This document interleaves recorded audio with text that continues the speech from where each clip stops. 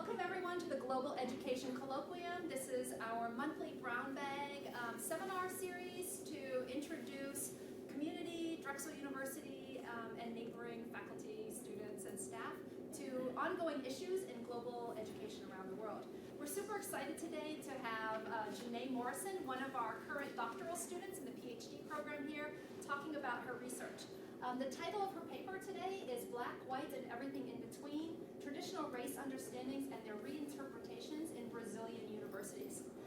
We're very excited because Janae has spent quite a bit of time doing field work in Brazil, and she's here to present her research, which will culminate in a dissertation, hopefully defending sometime in March-ish. So we would like to congratulate her and wish her all the best. Definitely in March. Definitely. Thank you, definitely. For those of you who are new to the Colloquium, welcome. We have a number of people who are joining us online, as well as many of you face-to-face in the room.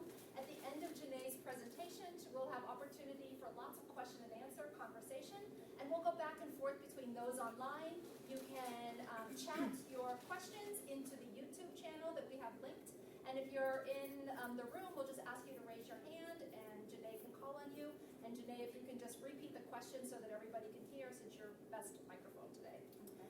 So, Janae Morrison is a candidate in School of Education here, as I said. She's a native Philadelphian with a professional background in college preparation for low-income and first-generation students.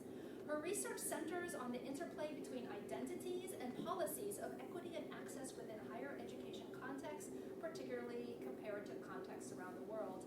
She has her undergraduate degree and master's degree from Temple University, so really a true Philadelphian, and soon a Drexel doctorate. Thank you, Janae, for sharing your time and talents with us today. We look forward to your presentation. Thank you, Christy. Hello, good afternoon. Thank you, Christy, for your introduction, and thank you to all of you for coming today and all of you online joining us.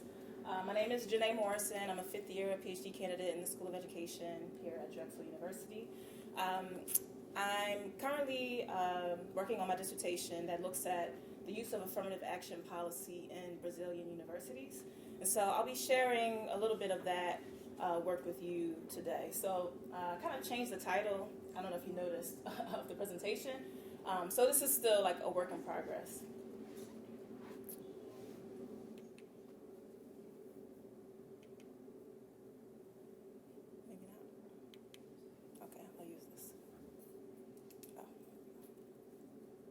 Sorry, my clicker's not working. Oh, there we go. So this talk is based on some of the fieldwork that I did over 7 months in Brazil, starting in August 2016 through March 2017. So the overarching project sought to answer how Black students negotiate race in Brazilian universities under an affirmative action policy, and also sought to look at how students sort of understand the policy. And so I'm not going to talk about all of that right now. You can come back to the defense in March. But what I'm going to talk about is just sort of a little slice of that, and specifically just looking at sort of race and how race is constructed in Brazil and sort of how that interplayed with students' experiences in universities. So this particular work includes participant observation, which I was very involved in the university community there. I gave talks, I sat on panels, I gave guest lectures in classrooms, and also even covered classes for absent faculty. It also includes some work some information from semi-structured interviews that I conducted with about 39 Black students.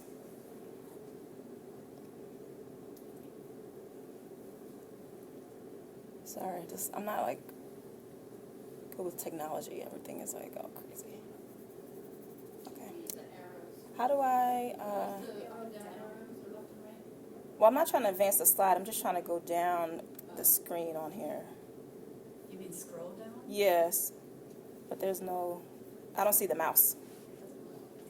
Is there a keypad? It's because your displays are extended. Okay, so I won't be able to. But Oh, I see. I don't see it on here though. No, they won't mimic each other. So I won't be able to Two scroll different down here. screens. You can try. Did you? No? No. I'm trying to scroll down here in this. Oh, yeah. That's not gonna work. I'll do present. Okay. Not really sure. Okay, no problem. Can you use maybe the arrow here? Oh, there you go. How'd you get it to go in? Touch it, yes. Like that? Oh, there we go. Alright. Okay. Okay, yeah, so like I said, information from semi-structured interviews, and I also accept a few invitations to hang out with students sort of off campus just to get a sense of their life outside of school. So before I sort of get into the meat and potatoes, I just want to give some context around Brazil, some information that I feel like you should know. So Brazil is the largest country in South America, and the 5th largest country in the world, so it's pretty big in terms of population and land mass. And so it's probably maybe just a little smaller than the United States. And the country is divided into 5 regions. So you have the North region, the Northeast, the Central West, Southeast, and the South. And so I spent most of my time here in the Southeast in the state of Sao Paulo and Rio de Janeiro. So Brazil originally was home to a variety of indigenous populations that were basically decimated when the Portuguese came in 1500 and made it a Portuguese colony.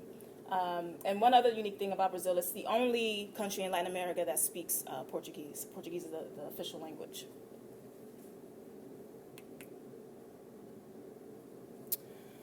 So I think it's really important when you talk about Brazil, you cannot talk about it without talking about the transatlantic slave trade.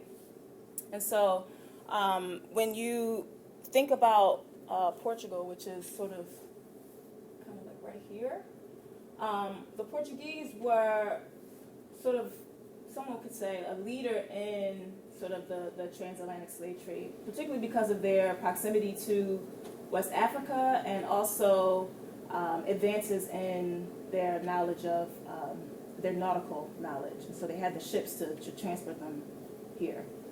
So when they arrived in Brazil in 1500 from, I don't know if you can see this, probably not, but I think it says 1500 to 1900. So from 1500 to 1900, you had the transatlantic slave trade, and the Portuguese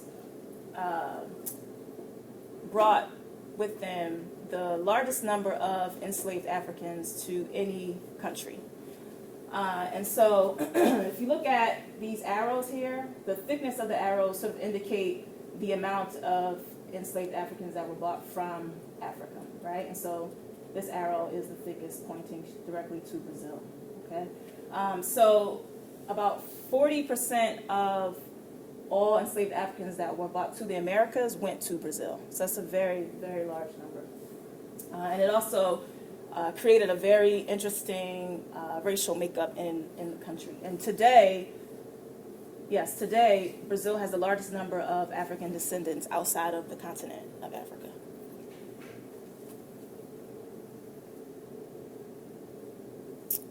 Oh, you know what? I'm going to stay here for a second. So if you think about, just in thinking about that sort of racial makeup and thinking about the context of colonialism and slavery, you have all of these enslaved Africans being brought there. You have the indigenous peoples who also were there. And then you had a high number of Portuguese men who were there, right? And so there were probably not that many Portuguese women, which created a very interesting dynamic in terms of social relations and interrelations, right? And so let me just go to the next slide here. Yeah. Can you guys see that picture? Yeah. It's kind of hard to see. And so in thinking about that, it created an environment for miscegenation. So there are very high rates of miscegenation back then and even today. And if you're not familiar with the term, miscegenation simply just means the intermixing of races sexually. So for a long time, you have this sort of this intermingling, and it became very normal to accept these sort of interracial relations, right? And once slavery was abolished, and let's say 1888, one more thing, Brazil was the last country to abolish slavery, so that's something important to remember. But also, once slavery was abolished and then Portuguese discontinued their participation in the transatlantic slave trade, you have a lot of people now who are of African descent and also racially mixed. And so the Brazilian government now is like, okay, well, what do we do with this large number of African descendants and these folks who are kind of mixed and we don't know what they are? And so what happens is it began this sort of project of whitening the race. And so the idea was that if we continue to intermingle and racially mix, eventually the black race, the blackness will sort of just die out and will become extinct. And so there was a large push to create this sort of idea that Brazil was a racial utopia because everybody's mixed and we're mixing with everybody, but it sort of cloaked the idea that we're actually sort of trying to whiten the race through this mixture, if that makes any sense.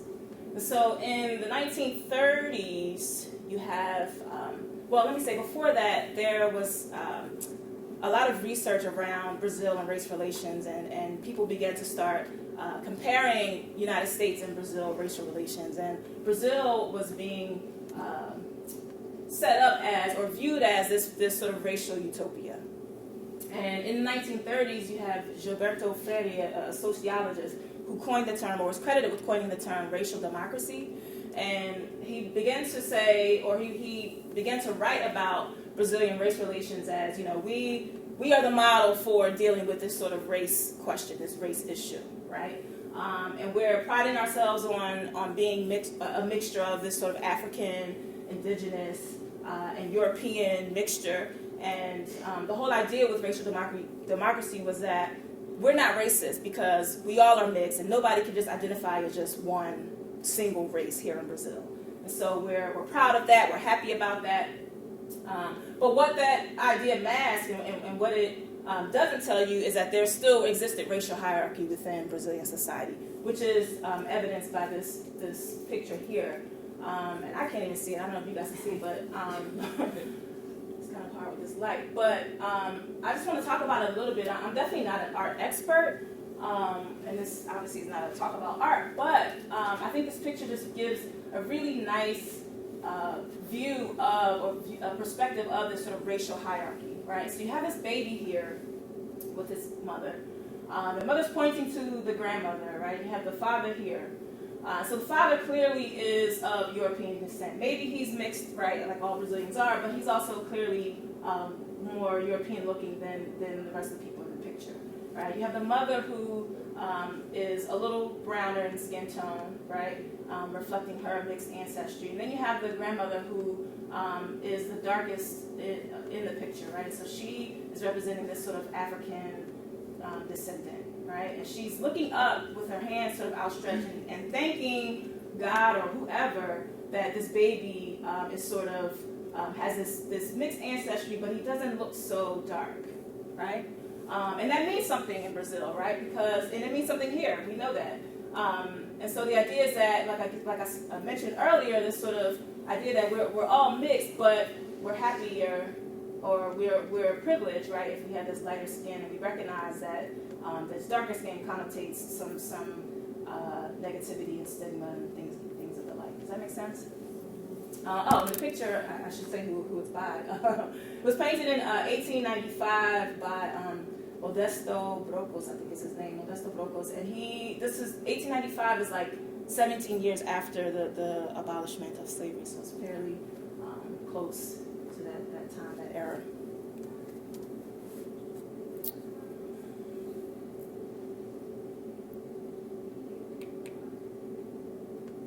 Okay, so so the idea of racial democracy, I just want to just put it out there that it didn't just become this idea and everybody just accepted it, right? It always critiqued and met with resistance, right? And so in the 1970s, during the Black movement in Brazil, they were very vocal about this sort of talking back to racial democracy and saying this is a myth.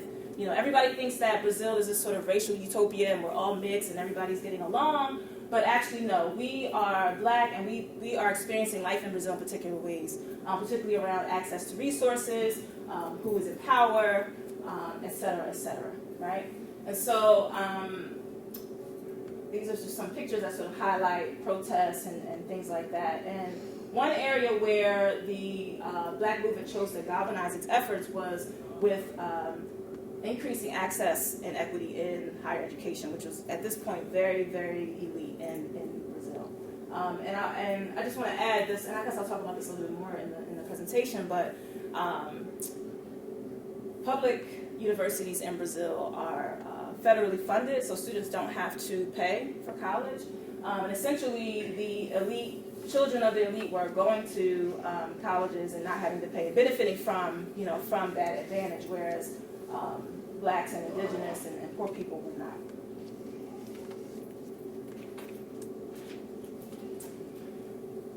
So affirmative action the quota system was a grassroots efforts pushed by the Black movement and some social scientists who were allies to create law and to create access, again, to higher education for underrepresented students in universities.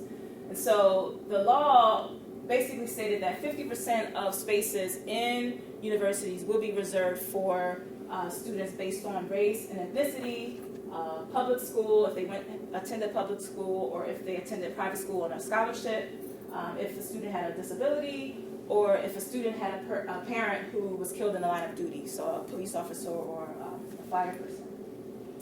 And so this was legislated in early 2000 and became constitutional by the Supreme Court in 2012, which is fairly recent.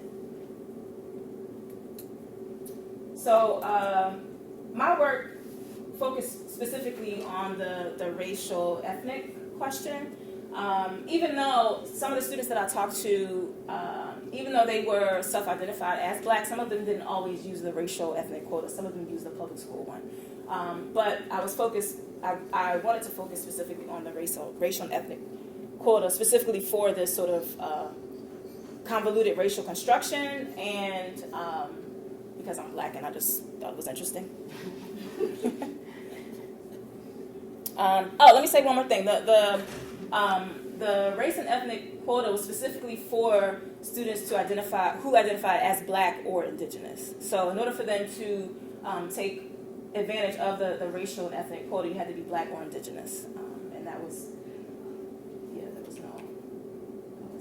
so I'll talk about this now. So the application process for school in general is based on a national interest exam. So whereas here we have an application process, you get your recommendations from your teachers or whoever, and all that kind of stuff. In Brazil, it's basically just based on one test, one national exam. There's actually two different exams, or two national exams rather. The students take one, and during that exam, they list what school they want to go to. They also put their the field of study that they're interested in, and that's basically it. If you get a certain score, so certain universities will say, okay, you need to meet this particular score to gain admittance, right? So if you meet that score, you're admitted in. If you fall below that score, then you have to prepare and take this test again the following year. So that's kind of how it works. Now, with the quotas, to take advantage of a quota, there's some additional requirements that you need. And so for the quotas that I mentioned before, public school, race, ethnicity, disability, blah, blah, blah, you need to show proof of income for everyone in your household. You need a household size, proof of the school that you went to, you attended. And then for the racial and ethnic quota, specifically, you need to basically self-declare and say that I am Black. Now, this is difficult because of, again, the racial makeup of Brazil, right, where people are just sort of mixed, and there's all these different categories, which I'll show in a couple of slides too, in terms of how people identify themselves. But for the Black movement, they were very adamant that they wanted people to identify as Black. And so all of these other categories that people use, they said, okay, you know what? We don't want any room for racial ambiguity. We want people to say, students specifically to say, you know, I am Black, to take advantage of this racial quota. So here I have an example of a form for the self-declaration. And it's in Portuguese, but it's very simple, very simply just sort of says, you know, according to this particular rule, I, Janae Morrison, and applying to the State University of Rio de Janeiro, and I declare myself as Black. And then it says, the following criteria is what I use to identify myself as Black.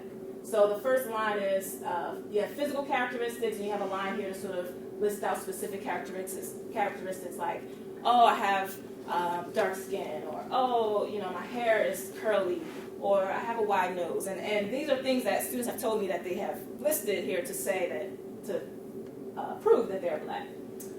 The next line here is a space for family origin or ancestry. So you could say, my great-great-great-grandmother was a granddaughter of a slave, or I can prove that my roots go back to Angola, or something like that.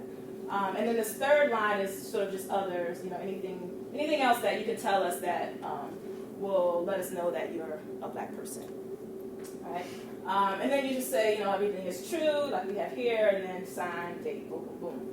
There's also space here for you to include a 3x4 photo in color of your face to also just sort of get that extra cherry on top. Like, you see my face, you see my hair, I'm Black.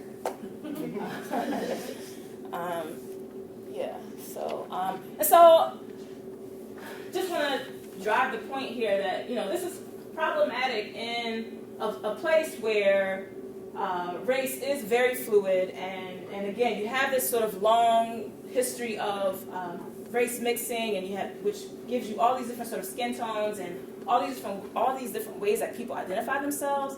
And so to have the students only be able to identify as Black really sort of negates the reality of how people actually identify themselves racially in this country.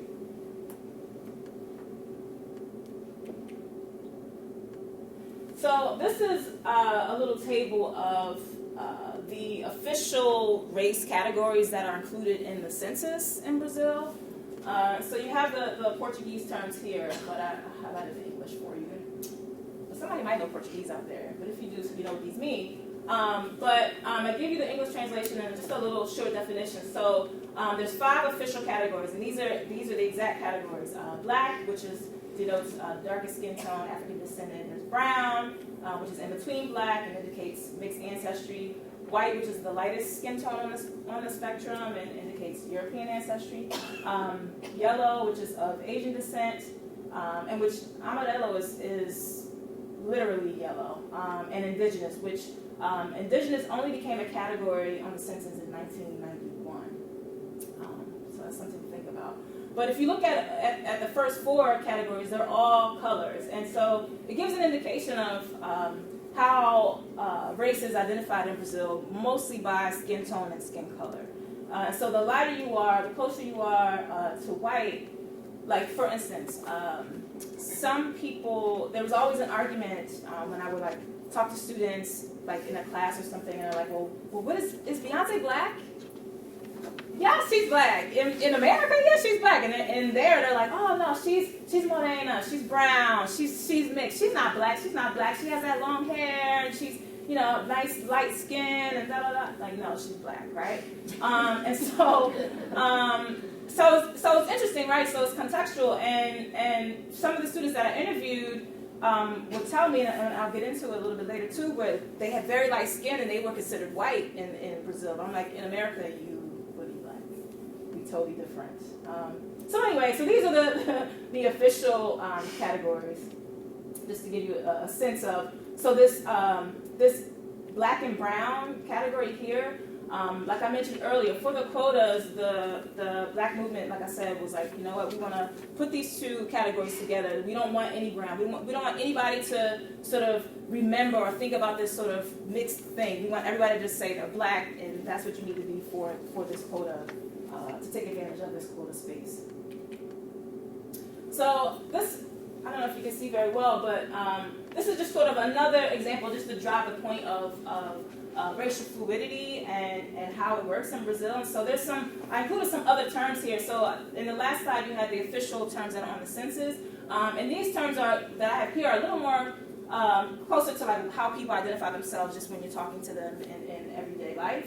And so you have Branca, which is white, Morena, which is, I have it here. Morena is like, I don't know if anybody speaks Spanish, but it's a very fluid term where a lot of people some people call me Morena sometimes on the street. So like here you have Moreno Claro, which is like sort of like a lighter Moreno, and then you have Morena Escura, which is like a darker Moreno, and it depends on sort of like your hair texture and like your facial features. And then you have another term, Pardo, which is also kind of like brown, and Ingio, which is more like along indigenous, and then Negro on the far end. And so here, just to kind of give an example of the sort of the skin tones and how many terms there are. This is just 3 in between black and white here, but there's so many different terms that I learned in talking to students and that were indicative of people's skin tone. There's another term, jambo, which is like a fruit, and it's like a reddish color. But people will say, oh, you know, like I'm jambo, and it's like your skin does not even match up to this fruit. But okay, if you think so. So I think one thing that's important here is sort of the options that people have to one, not be black, and so I think for a long time in Brazil it was stigmatized to say that I'm black, and I'll show you a picture later where it's like, oh, well, I don't want to call you black because I think you might be embarrassed, and I'll show you that picture in a second. But it's sort of like impolite to sort of address people in these ways, right? So you have all of these other terms to sort of get away from blackness. So, oh wait, hold on, I'll be here. Okay. So in my research, I'll just share a little bit with you. A little bit of data that sort of supports the way that students are thinking about race and talking about race, and even sort of changing the ideas of how race has been viewed and perceived historically in Brazil. Thank you, Pesh. I love you. Thank you. This one student, Salomo, he was a biology student, and he in this quote, I think he just sort of gets at historically, you know, how race has been constructed in Brazil and how it's been talked about. He says it's just like that. In reality, we live in a space of segregation, but it is a veiled segregation. It is a space that celebrates diversity, miscegenation, but which actually celebrates miscegenation as the laundering of the Brazilian population, right? So the whitening that I was talking about earlier. So he's recognizing that, you know, we are mixed, right? But that mixture and that, you know, that idea that we're all, you know, sort of living happily together is a farce, right? And so the idea of, or he's recognizing that this mixture, this mixing project was all about sort of trying to weed out sort of blackness, right? This is long, but it's good. So another student, Dali, she was a pedagogy major, and I'll read the quote first. So she talks about her own personal experiences a lot, and she was a very light-skinned woman, but with really big curly hair. She said, but we know that if I'm placed in another region of Brazil, because there are regions in Brazil where the population is mostly white, like in the South, I'll be black. But here, as there are more people with darker skin, I'll be brown. For example, I'm a little lighter than you, talking to me, so I'm more accepted in certain places than you. But if I'm in the same place in southern Brazil, I'm the black woman. So brown is a way to whiten. It's a way of saying, that person, she's black, but let's accept her because she's lighter. So even in the matter of what we study in history, right? In my opinion, we have to be placed as blacks, whites, and Indians, and not as brown. There are several names, right? So she is, again, recognizing, like, okay, there's so many ways for people to identify themselves, and so there's so many terms. It's like ridiculous. Somebody, I think Edward Teller, somebody has done research on that. They actually list out like all the names. It's like close to 100. But she's like, there's so many ways to identify it, and she is sort of, dismissing that and saying, well, we just need to be black, which is interesting to me because it sort of is inserting this sort of U.S. understanding of race, right, which is based on hypo descent. So if you have any trace of, African blood or African roots, you're automatically black, right? And so it was interesting to me that students were sort of going away from this sort of racial plurality and saying, like, you know what, I don't even want to be brown, like, I'm black. Why? Because I'm having these particular experiences in university, in my life, and so, yes, I'm black. And again, recognizing, right, brown is a way to whiteness, so she's like, I'm moving away from that, I'm accepting my blackness. One more quote from Dolly because she's awesome, and her quotes were awesome. And so she talked a lot about, again, like her personal experiences, and she was letting me know that when she started to take classes at the university, and they did some, they were talking about colonialism and history and Brazil's history, and they went on a trip. So she said that thing was stirring. All the activities were stirring. It was at the bottom of my soul, and that was redeeming me. When I went to see, from then on, I started to reflect on what I did with my hair. She used to straighten her hair. She stopped straightening her hair. She said, because my skin, if you see, it is white.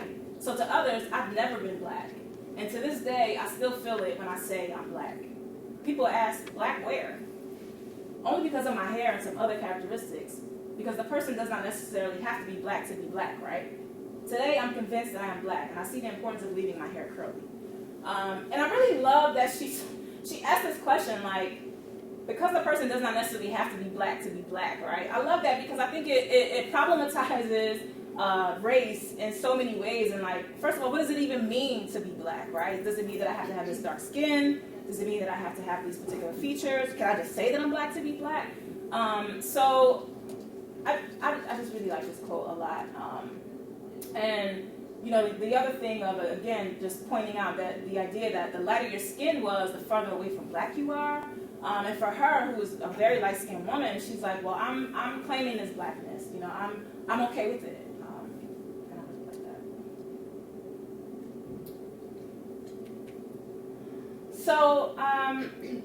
So here, I just want to demonstrate,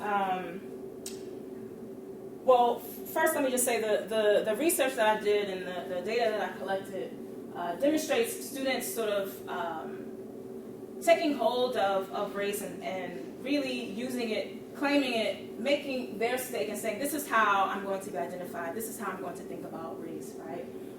And this is how I'm dealing with blackness in particular. So no longer afraid to sort of identify with it and totally being proud of that. And one more example of this is, I don't know if you all are familiar with the I Too in Harvard campaign. It was like a few years ago. Yeah, some people, and there was a whole thing around black students sort of saying, hey, there was an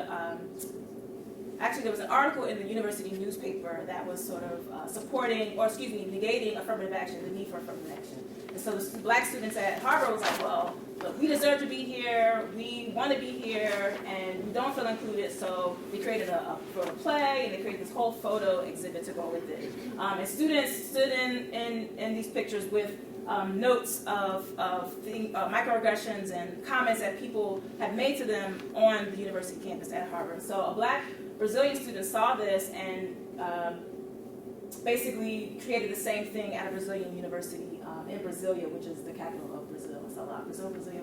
But Brasilia is the capital, and that's where the university is located. The student did the exact same project. And so I just wanted to show a couple of more photos just to strengthen the point that students are talking back to these discourses and show how, like, sort of race and the stigmas around blackness are changing. And so this guy, his picture says, "You're a black man with a white soul." Right, so what does that even mean? We'll talk about that later. People have questions about that. And this one I like a lot. I mentioned it earlier. She's like, somebody said to her, I said Morena because if I said black, you would be embarrassed, right? So this sort of like you're trying to be polite or something, considerate, by not calling me black. So you call me Morena, which again is this sort of very fluid term, and people use it often to not say black. And I don't know if you can see her expression, but she's like, really?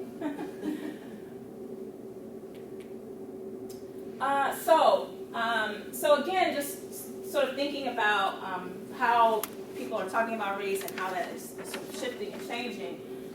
This is taken from the Institute or the Brazilian Institute of Geography and Statistics is who does the census. And so this is just census demographics to show how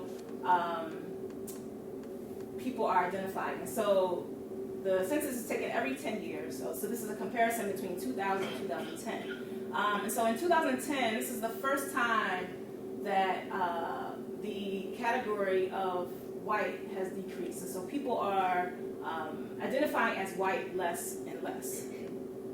Okay? This is the black category here, which has increased. This is the brown category, which has also increased. So if you take these two together, we see that more than half of the population in Brazil is non-white. So they're actually the majority in the country. Let's sit with that for a little bit. And so in some ways, I would argue, I can't really make that argument, but I have a hypothesis that the affirmative action policy has a little bit to do with that in terms of thinking about racial identity and identifying as black, and sort of accepting this black identity. So maybe the black movement knew what they were doing when they, said we're going to do away with the brown category.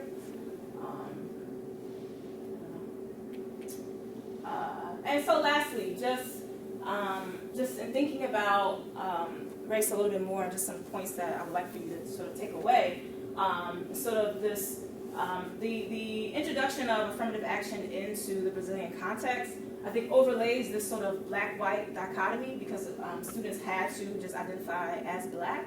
But I think it's, again, it doesn't necessarily work for the racial context, which is very fluid, and again, like I said, is, you have many categories between black and white that people use to identify themselves. But at the same time, I think that it also has sort of pushed people to think about, well, hey, maybe I am black. And I had a lot of conversations with students who sort of came to this realization that, like, well, I am being treated in particular ways. People are looking at me or perceiving me to be a particular way. And so maybe I am black, and maybe I should be okay with that and take hold of that. And I think I'm seeing a lot of that too, where there's sort of this increasing acceptance of blackness and being okay with that, where it wasn't like that before. So I'll end there. Thank you very much. Thank you very much.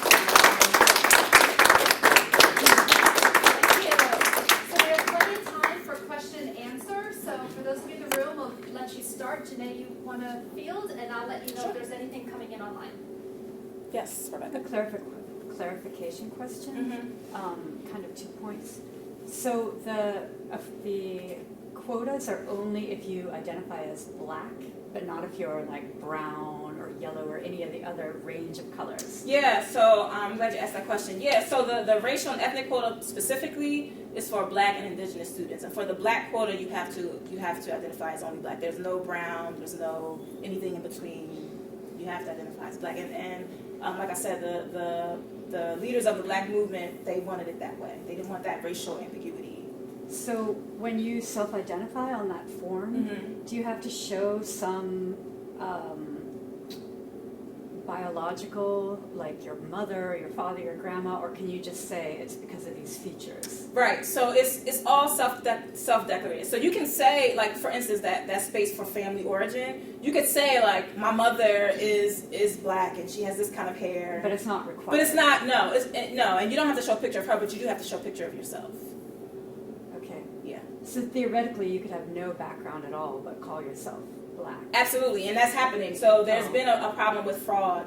Okay. And people who normally don't identify as black or brown and just saying like, oh, I have this great grandfather who was a slave, and so now I'm black and I want to benefit from this quota. Because the other thing is, and I didn't talk about it a whole lot, but the system of public universities in Brazil, they're very competitive, and they're like our Ivy Leagues, and so everybody's trying to get into these spaces. And so they'll do anything like self-declare as black to get in. Oh, sorry, one more Yeah. question, sort of related. Why would someone be embarrassed about being called black?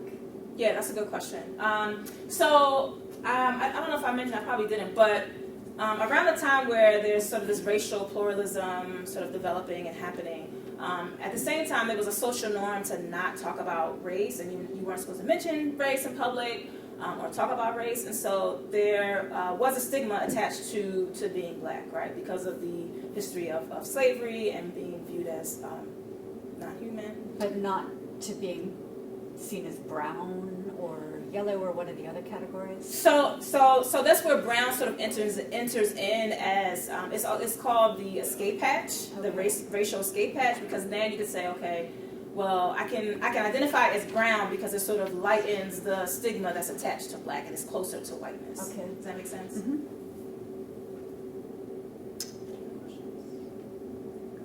Oh, thanks.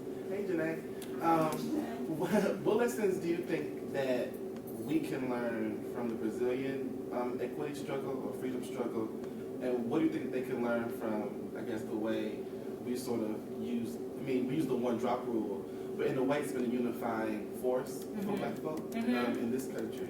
Like what can we learn from them? What can they learn from the way we do Yeah, that's a race? great question. So he asked what can each country, what can Brazil learn from the U.S. and what can the U.S. learn from Brazil in terms of race relations and this struggle for equity. I think that's a great question, and I don't necessarily, well, there's a few things. So first, I think that the sort of racial fluidity that exists in Brazil, I think there is a benefit to thinking about race in that way, and I would argue that we are sort of moving toward that direction a little bit in terms of thinking more pluralistically about identity.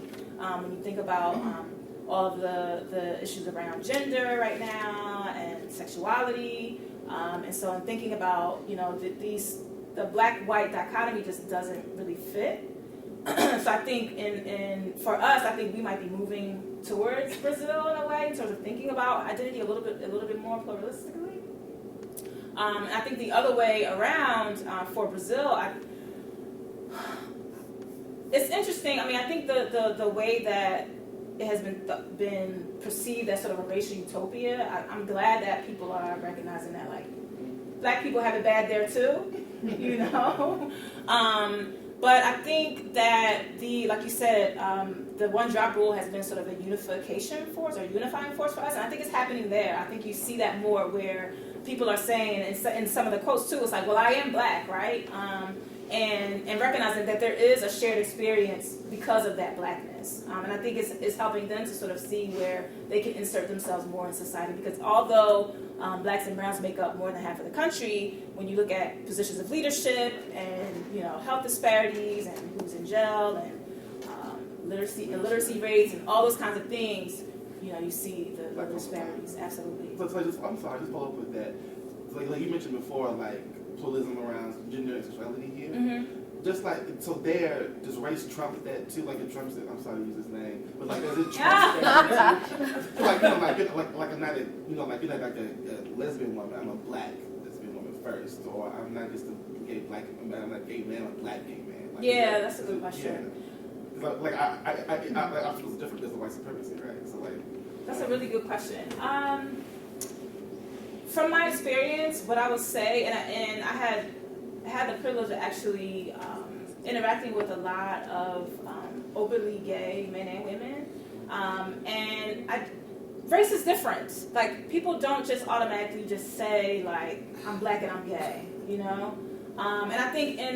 I think here it may be a little more accepted, but there's still sort of a stigma attached to being homosexual, and there's a stigma in race as well. So the way that people talk about it is a little bit different. So you'll have people who are okay with sort of announcing that identity and being proud of that, but there's probably way more who are like not saying that. Does that make sense? That makes sense. Yeah. Yes, Molly. How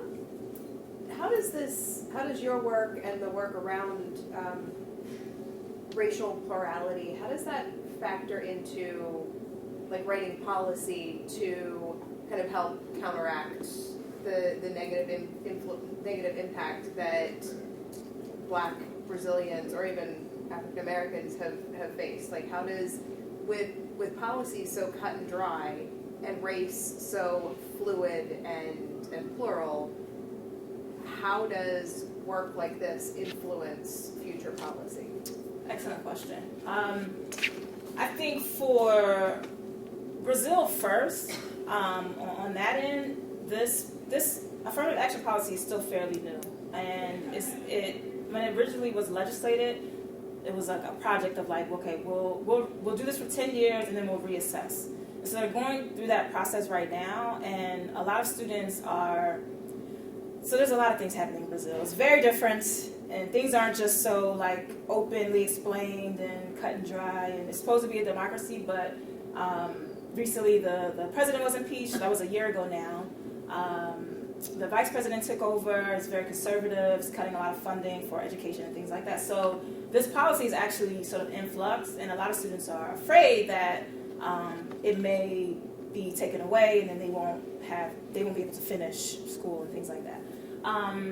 So I think that, so there's a couple things. So research like this shows that it is necessary and that students do need this sort of help. They need this advantage. So there's that piece, but I don't know how much of that will count depending on who is in power. Does that make sense?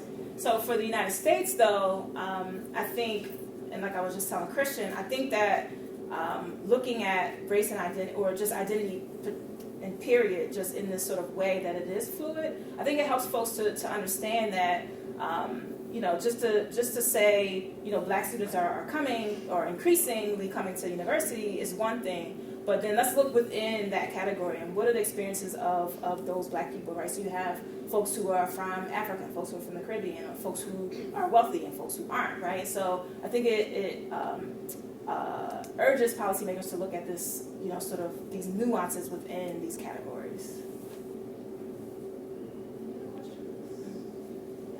I have two questions, and they're separate from each other, so I'll ask one and then turn it back to the floor. Okay. If we have time, a second one.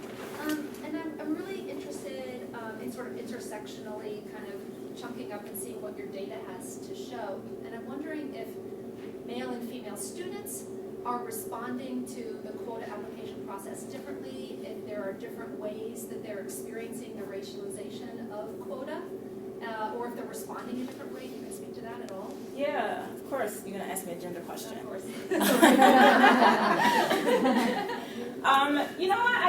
I didn't really see a whole lot of gender difference in terms of the way that they're responding to race. I almost would argue that a lot of the students, which was surprising to me, just really just had this very mature sense about recognizing Brazil's history, recognizing this miscegenation and how that has sort of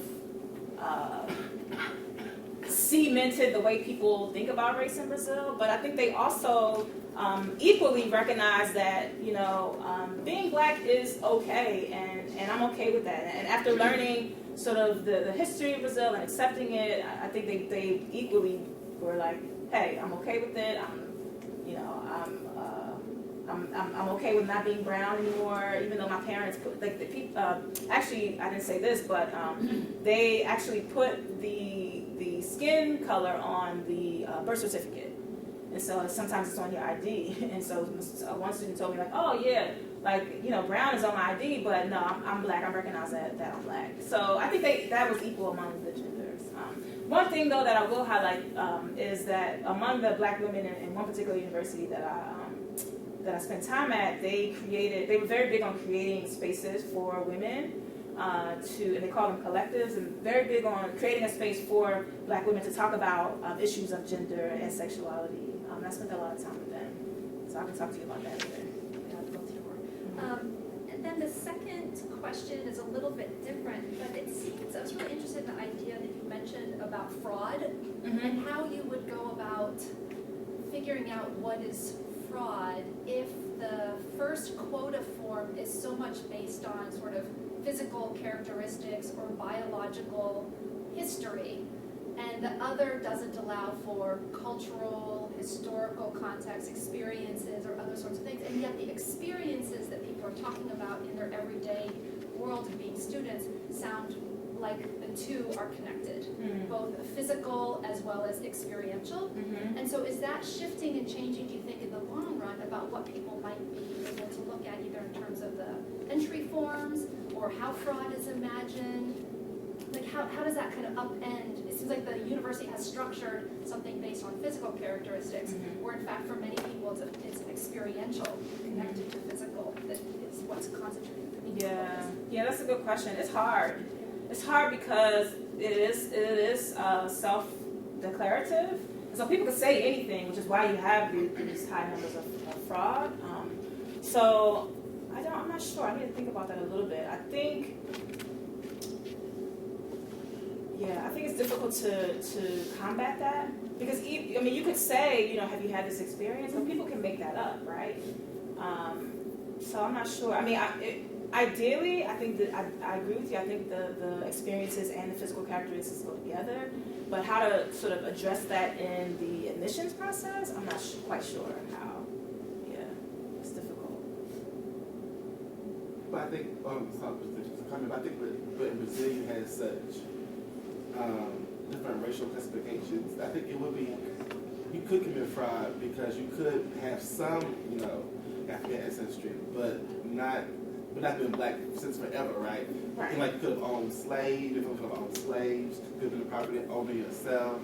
And so I can imagine a myriad of ways you could commit fraud. And it happens. It happens. Still say I'm black because you're like a what do they call them? Like you're 1/8 black, or something like long octoroon or time something. ago. Yeah. You're like a sliced Spanish wave, perhaps. A slight Spanish wave. Wave. Yeah, it has become a big problem actually, the fraud cases, and so they're not really sure how to address it. Yeah. Yes, ma'am. Great job. I have a lot of questions to go talk but my question is, could you talk about your interviewees, like what majors they have and ages, because they seem very well informed, and I didn't know if they were graduate students or freshmen, or I don't know how that. Yeah. So they were all undergraduates. Some of them nobody was first year. Some of them, they were like second to fifth year. They range, and the ages range from like 19 to like 30. So it was like a big range, but they were really mature. They were really mature, and I think, and maybe that's just culturally, they're just very informed about sort of these larger racial, political, economic forces that are like informing the education process.